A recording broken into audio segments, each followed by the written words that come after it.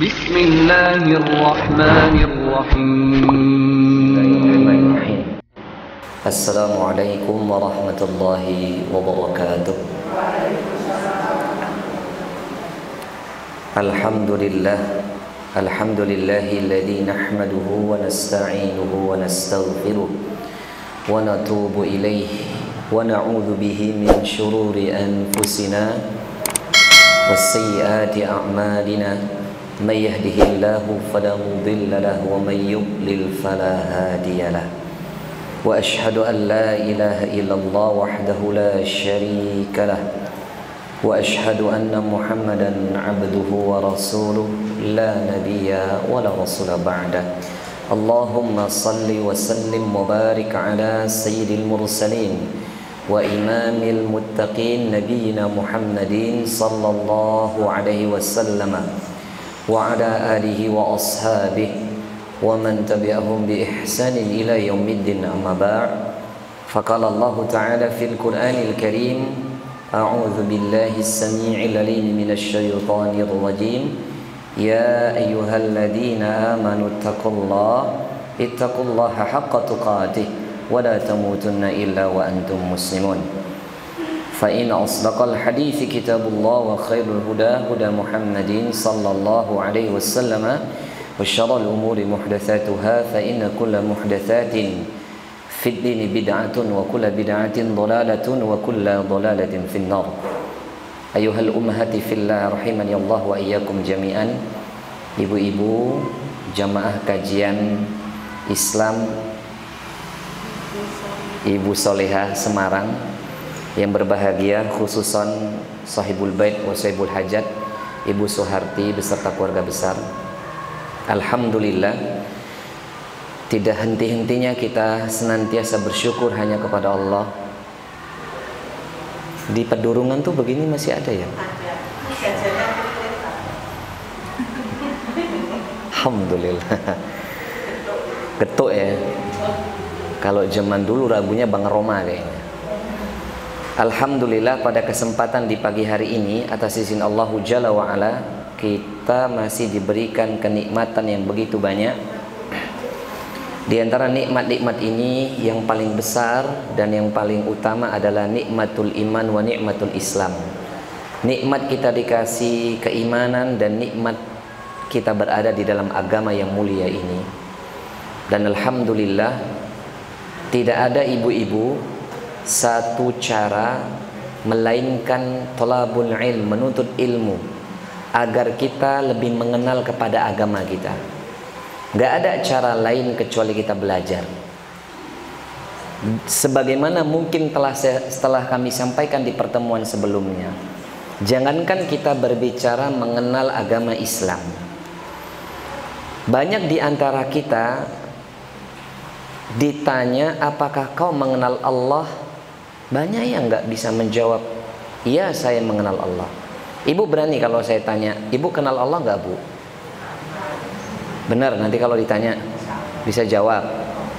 Hah? Pede nggak ibu-ibu kalau misalnya hari ini adalah hari terakhir kita hidup di muka bumi ini, lalu nanti kita dimatikan,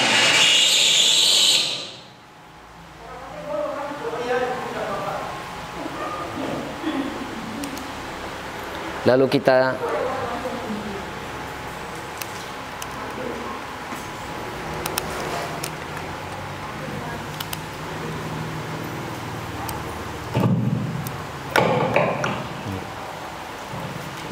Ibu pede nggak kalau misalnya ini adalah hari terakhir kita hidup di muka bumi ini, lalu kemudian kita dimatikan dan berikutnya kita akan ditanya di alam barzah, man rabbuka, siapa Rabbmu?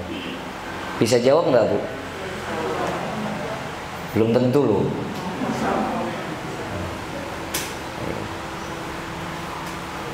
Nanti kalau saya tanya misalnya ya, contoh, dalam mentauhidkan Allah itu ulama Ahlus Sunnah wal Jamaah membagi kepada 3 penjelasan. Bisa nggak ibu jawabnya? Cara kita mentauhidkan Allah, menjadikan Allah satu-satunya, Itu ulama membagi kepada 3 penjelasan agar seorang hamba itu kenal dengan Allah Rabbnya. Bisa nggak kita menjawabnya, Bu? Coba sebutkan satu. Satu lagi, Bu. Ya, ibunya yang benar. Yang lainnya? Penjelasannya bisa, Bu? Ibunya yang tadi yang jawab bisa memberikan penjelasannya? Bu. Bisa dijelaskan? Nah. Ya. Jadi gini loh, Bu, banyak di antara kita ini katanya kenal sama Allah, tapi dalam mengenal Allah, pembagian dalam mentauhidkan Allah saja banyak kaum muslimin yang tidak paham. Misalnya kita mentauhidkan Allah dalam rububiyahnya. Dialah yang menciptakan, Dialah yang merajai, menguasai, Dialah yang memelihara, mengatur semua makhluknya. Ini rububiyah namanya. Banyak yang nggak paham. Makanya kita nih, termasuk saya pribadi, itu merasa tidak pede nih kalau misalnya mati hari ini nih, nanti ditanya sama munkar nakir, man rabbuk, siapa Rabbmu? Gak bisa jawab. Ini baru rububiyah loh, belum uluhiyah. Uluhiyah apa? Ifradullahi subhanahu wa ta'ala bil ibadah, menjadikan Allah Jalla wa ala satu-satunya dalam semua ibadah seorang hamba. Dari doanya, rasa takutnya, cintanya, rojaknya, tawakalnya, isti'adahnya, istighothahnya, terus sampai ibadah-ibadah batiniyah dan lahiriah itu hanyalah buat Allah Jalla wa ala. Dan tauhid asma wa sifat, mentauhidkan Allah dalam semua asma-asma Allah dan sifat-sifat Allah yang begitu agung, begitu tinggi, yang jumlahnya lebih banyak dibandingkan asma'nya, namanya. Makanya tidak bisa ibu-ibu, seorang muslim itu akan bisa mengenal agamanya, mengenal Allah saja, kecuali jalan itu bernama thalabul ilm, menuntut ilmu seperti ini. Nah, ketika kita ngaji adab, ini kita berarti sedang mempelajari ma'rifatun Nabi sallallahu alaihi wasallam wa ma'rifatu dinil Islam bi adillatiha. Berarti kalau kita ini sedang belajar adab, berarti kita sedang mempelajari sesosok manusia yang paling sempurna. Siapa? Baginda Nabi sallallahu alaihi wasallam. Dan mempelajari, mengenali agama yang mulia ini. Dan itu hanya bisa dipelajari dengan adab-adab Islami. Ya. Maka ibu yang dimuliakan oleh Allah, kita bersyukur kepada Allah Subhanahu wa taala yang mana Allah Jalla wa ala menjadikan kita ini berhimpun, berkumpul di rumah yang penuh dengan keberkahan ini. Amin insyaallah. Dengannya kita bisa mengenal Nabi sallallahu alaihi wasallam, fi'liyahnya. Nanti kelama-lama fi'liyah itu apa, Bu? Perbuatannya. Berarti kalau kita berbicara adab, berarti kita sedang mempelajari kesehariannya Nabi. Dan bagaimana sempurnanya agama Islam yang mulia ini. Ya, performnya, cover dari Islam itu adalah adab. Jadi kalau Islamnya itu baik, lihat aja akhlaknya. Sebaliknya, kalau akhlak seseorang itu bagus, berarti Islamnya itu bagus. Fahamnya, Bu ya? Faham? Karena kalau Islam itu hanya dipandang dari pakaian saja, jilbabnya besar saja, nggak ada bedanya dengan wanita-wanita Katolik Ortodok. Kalau bagusnya seseorang itu hanya karena pakaian wanita atau karena pakai cadar misalnya begitu saja, bagaimana wanita-wanita Yahudi yang mereka jangankan matanya, mereka pakai burda, matanya aja nggak kelihatan, Bu. Jangankan wajahnya, matanya nggak kelihatan. Karena wanita-wanita yang berada di Tel Aviv sana itu mereka pakai burda nggak kelihatan, hitam-hitam pakaiannya. Dan kalau keluar rumah itu nggak berani sendirian, mereka selalu bergerombolan. Itu wanita Yahudi. Apakah itu tanda mereka baik Islamnya? Kan enggak. Alangkah baiknya ketika ibu-ibu sudah menutup aurat seperti ini, mbak-mbak juga sama. Itu dihiasi, lebih berindah dengan akhlak atau attitude. Itu menunjukkan baiknya Islam seseorang. Tanda dia mengenal nabinya, tanda dia mengenal agamanya. Nah, kalau kita hanya berbicara Islam seputar sholat sampai haji, nggak perlu ngaji kita, Bu. Betul nggak? Kalau kita hanya membicarakan sholat sampai haji saja, kita nggak perlu menuntut ilmu. Karena Islam itu bukan hanya membicarakan sholat sampai haji. Ibu paham? Bahkan nanti, Bu, kita akan sampai pembahasan masalah yang sangat receh saja dalam Islam ini, dalam keseharian kita ini, itu dibahas loh, Bu. Receh banget, wis. Receh banget. Nanti akan sampai hadis yang kesekian. Gak nyangka ternyata itu dibahas gitu loh. Dan kita ini gak pernah mengerjakannya mungkin. Tapi di dalam Islam itu memiliki kedudukan tersendiri di dalam iman dan amal soleh seorang hamba. Makanya kita bersyukur ibu-ibu, di kesempatan waktu duha ini 1,5 jam ya. 1 jam aja apa 1,5 jam? Ya jangan sampai 2 jam lah. Dower nanti saya ngisi lagi. Ibu di sini ada, Bu, kalau mau ke depan boleh, tapi di samping saya nggak boleh. Baik, Ibu di sini boleh, Bu. Nah, situ ya itu ada sandarannya. Baik, Ibu yang dimuliakan oleh Allah, kita bersyukur kepada Allah dengan memuji alhamdulillahilladzi bi ni'matihi tatimmus shalihat. Kita udah belajar itu. Segala puji hanya bagi Allah yang dengan kenikmatan-kenikmatannya sempurnalah segala kebaikan. Semoga saja di pagi hari ini Allah Ta'ala mempermudah kita untuk memahami ilmu yang akan kita pelajari. Amin. Semoga hati kita yang keras dilembutkan oleh Allah untuk menerima nasihat. Dan semoga Allah Ta'ala menghendaki menjadi ilmu yang nafi', ilmu yang bermanfaat, sehingga kita bisa mengamalkannya dan mendakwahkannya buat anggota keluarga kita. Amin Allahumma amin. Yang didakwahkan anggota keluarga dulu ya, Bu, dosa orang lain. Sebagaimana udah saya sampaikan sama ibu-ibu di awal, tugas kita mendidik anak kita itu lebih berat dibandingkan ngurusi orang lain. Gak usah ngurusi orang lain ya. Karena udah saya sampaikan, ibu dan saya itu gak akan ditanya sama Allah kelak di yaumul akhir tentang amal orang lain. Enggak. Ibu gak akan ditanya tentang amal saya pun gak akan ditanya tentang amal ibu-ibu. Jadi gak usah ngurusi orang lain. Ngurusi aja diri sendiri, keluarga dan anak keturunan. Sepakat ya? Jadi kalau udah ngaji adab, fokus, gak usah ngurusi orang lain. Paham ya? Karena tugas kita ini sangat berat. Apalagi ibu-ibu, biar saya kasih tahu sedikit dalil. Ketika ibu menjadi seorang istri, seorang ibu, bahkan jadi yanti sekarang, siapapun wanitanya, ketika dia menjadi seorang istri atau seorang ibu, tugas ibu itu dari Allah. Dan yang dipercaya seorang suami kepada ibu ada cuma tiga hal doang kok. Berdasarkan hadis Nabi yang disahihkan oleh Imam Bukhari, Imam Muslim, dan Imam Ahmad. Nabi mengatakan, wal mar'atu ra'iyatun fi mali zawjiha, wa fi riwayatin wal mar'atu ra'iyatun fi baitihi wa waladihi wa waladiha zawjiha wa waladi zawjiha wa kullukum mas'ulatun 'an ra'iyatiha, atau kama qala Rasulullah sallallahu alaihi wasallam. Seorang istri, seorang wanita itu adalah pemimpin di harta suaminya, di rumah dan di anak-anaknya. Dan setiap yang ibu-ibu pimpin akan dimintai pertanggungjawaban di hadapan Allah. Coba, ibu tuh 3 hal yang ibu punya tanggung jawab di hadapan Allah. Amanah ibu sebagai seorang istri dan seorang ibu. Ummahat di sini loh. Itu tugasnya 3 paling berat. Bagaimana beramanah dalam harta, rumah, dan anak-anak. Nah, kalau masih 3 hal ini aja belum kelar, ngurusi orang lain, alangkah betapa bodohnya diri kita ibu-ibu. 3 hal ini berat nggak bagi ibu-ibu? Berat nggak? 24 jam aja nggak cukup sebenarnya. Belum lagi kalau suaminya pulang, bayi tuanya. Betul nggak? Bayi tuanya pulang, tahu bayi tua? Ya ini seorang suami pulang minta dilayani. Yang lagi kerjaan apa ditinggal dulu, bener nggak?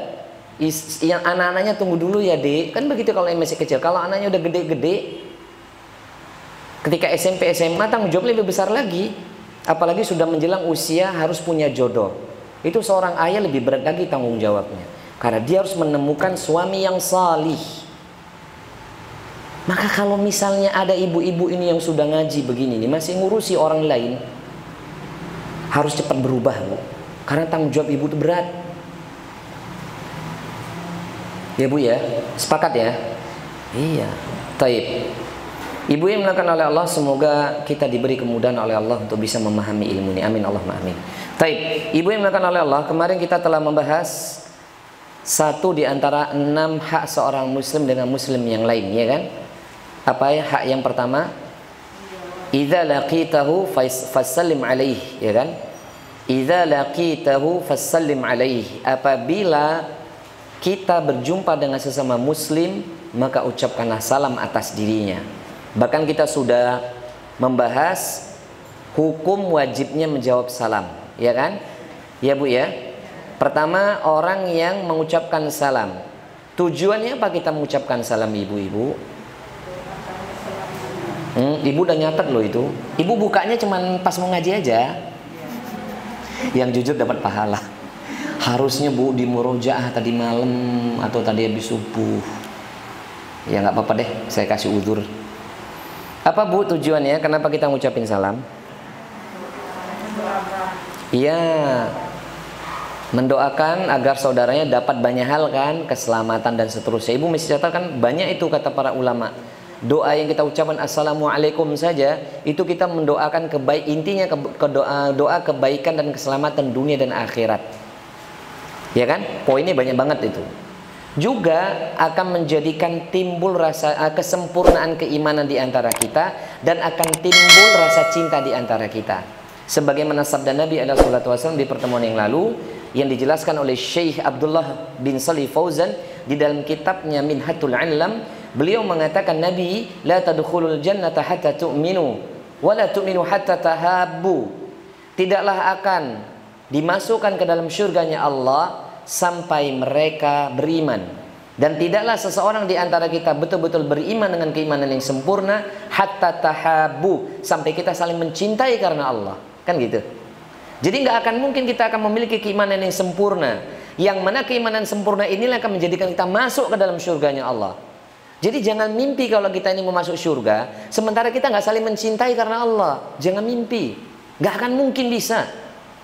Dan kalau kita ingin bisa saling mencintai karena Allah, Nabi mengatakan awwala adullakum ala syai'in idza fa'altumuhu tahabbabtum. Nabi mengatakan, maukah kalian aku tunjukkan satu hal yang dengannya kalian akan saling mencintai? Apa kata Nabi? Afsus salam bainakum, ya kan? Afsus salamu bainakum. Tebarkanlah salam di antara kalian, maka akan timbul rasa cinta.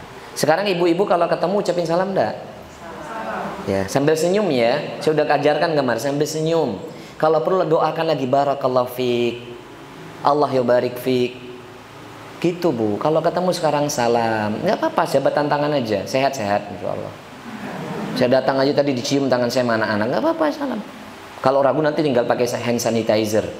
Emangnya kenapa sih Bu? Covid itu bukan menyebar dari tangannya aja. Kalau memang Covid itu dari ngomong tuh gitu ya iso kena saja nih. Dan ibu harus yakin orang dikasih sakit itu udah ditakdirkan sama Allah. Ya Bu ya. Maju Bu, nggak apa-apa Bu di sini. Dan kemudian ibu yang ibu harus juga pahami ya, kalau berkenan tentang itu, kalau kita ini banyak menjaga keimanan kita, menjaga adab-adab yang sunnah, itu insya Allah kita akan dijauhkan dari bala dan musibah. Ibu harus yakin aja. Dan yang terpenting jaga pola kesehatan. Jangan tidur terlalu malam, nanti imun tubuhnya kurang. Saya sebelum ada Covid ini hampir tiap hari minum habatus sauda. Itu meningkatkan imun. Makan itu kurma, khususnya misalnya kurma ajwa. Kata Nabi SAW, barang siapa yang makan kurma ajwa 7 butir gitu, 7 ya. 7 butir itu, butir apa namanya? 7 biji kok 7 butir. Butir kayak obat Bu.